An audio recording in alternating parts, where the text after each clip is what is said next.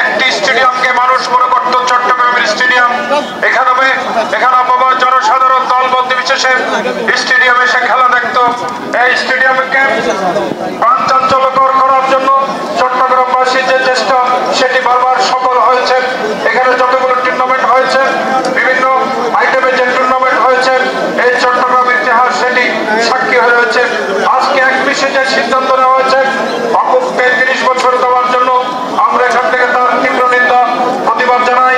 খেলা যাতে চলতে পারে, আজকে চট্টগ্রামের শুধু ক্রীড়াবিদ না, কাউন্সিলর না, সব সর্বস্তরের জনসাধারণ একত্রিত হয়েছে।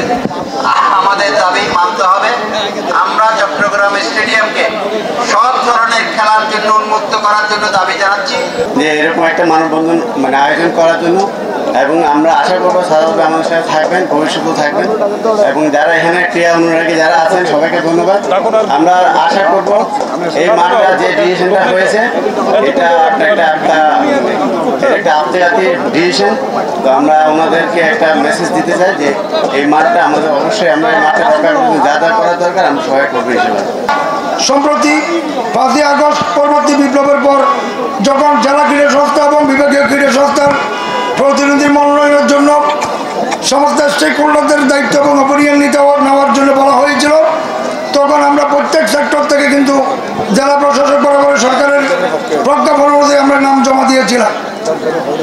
কিন্তু অত্যন্ত দুর্ভাগ্যজনকভাবে লক্ষ্য করছি জনগণের মতামত, ক্রীড়া সংগঠকের মতামত, চট্টগ্রামের ক্রীড়াঙ্গনের বৃহত্তর স্বার্থকে উপেক্ষা করে একটি গোষ্ঠী অথবা একটা ব্যক্তি অথবা একটা অলিগার্কি জনগণের ইচ্ছার বিরুদ্ধে, ক্রীড়ামূলদের ইচ্ছার বিরুদ্ধে, ক্রীড়াঙ্গনের স্বার্থের বিরুদ্ধে অবস্থান নিয়ে নানান ধরনের কমিটি নিয়ে নানান ধরনের তালবাহানা শুরু করেছে।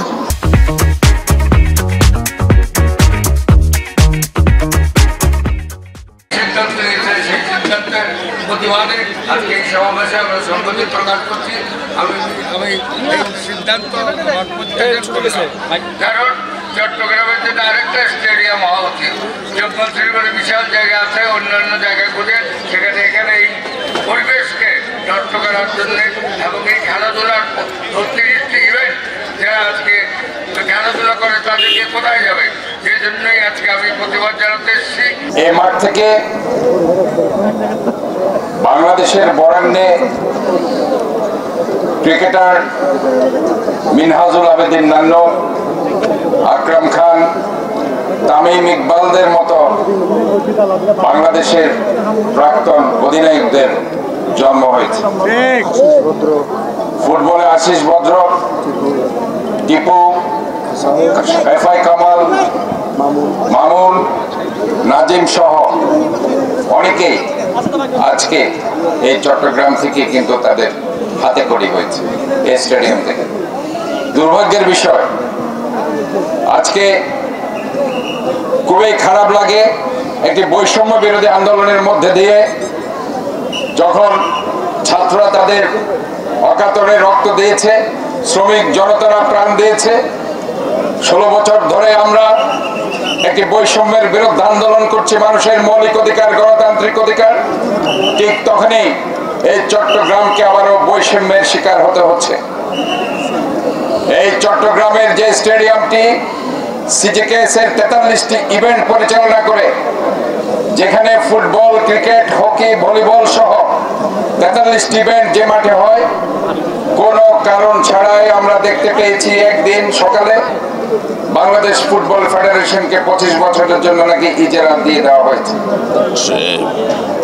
আমরা বলতে চাই চট্টগ্রামের বৃহত্তর স্বার্থে এই মাঠটি শুধুমাত্র চট্টগ্রামের খেলোয়াড়দের জন্যই ব্যবহৃত হবে।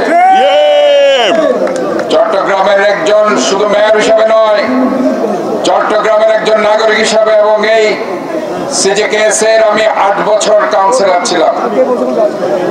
আমার নিজের এই ক্লাব ছিল বাকলিয়া একাদশ, বাকলিয়া ক্রীড়া সংস্থা, বাকলিয়া নীল এবং ডক্টরস ক্লাবের দীর্ঘদিন আমি দায়িত্বে ছিলাম। কাজেই স্পোর্টস মেডিসিনের একজন স্পেশালিস্ট হিসাবে অনেক বছর এখানে আমি আন্তর্জাতিক খেলোয়াড়দের চিকিৎসা দিয়েছি বিনামূল্যে। তাই আমি বলতে চাই আজকের এই প্রেক্ষাপটে দাঁড়িয়ে এই কখনো আমরা এই ধরনের যে সিদ্ধান্ত আজকে তারা নিয়েছে, এই সিদ্ধান্তকে আমরা কখনো স্বাগত জানাতে পারি না, কারণ এটা চট্টগ্রামের বৈষম্যের যে একটি সিদ্ধান্ত হয়েছে, এই বৈষম্যের সিদ্ধান্তকে আমরা কখনো স্বাগত জানাতে পারি না।